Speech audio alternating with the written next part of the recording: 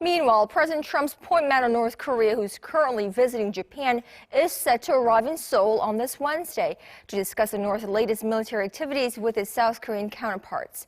Stephen Biegun will also be discussing new ways to advance the final, fully verified denuclearization of the North. Our Kim Hyo-sun has the details.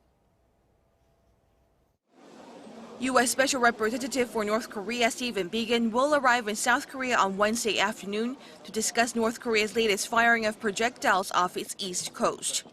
Staying in Seoul until Friday, Seoul's foreign ministry says Biegun will meet with his South Korean counterpart, Do-hoon, South Korea's Special Representative for Korean Peninsula Peace and Security Affairs.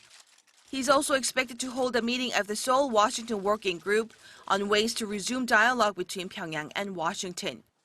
Originally, the issue of providing humanitarian aid to the North was the major agenda of the meeting, considering the North is experiencing its worst food crisis in a decade.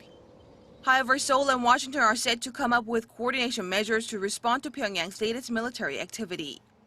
Biegun is also expected to hold talks with South Korean officials in charge of the country's diplomacy and security policies, including newly appointed Unification Minister Kim Hyo-sun and Kim Hyo-jong, Second Deputy Chief of the Blue House National Security Office.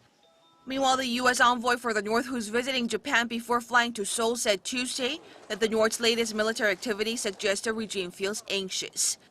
Japan's national broadcaster NHK quoted Biegun as saying the second North Korea-U.S. summit in Hanoi ended prematurely with no deal, as Washington was unable to accept the regime's requests. Kim Hyo-sun, Arirang News.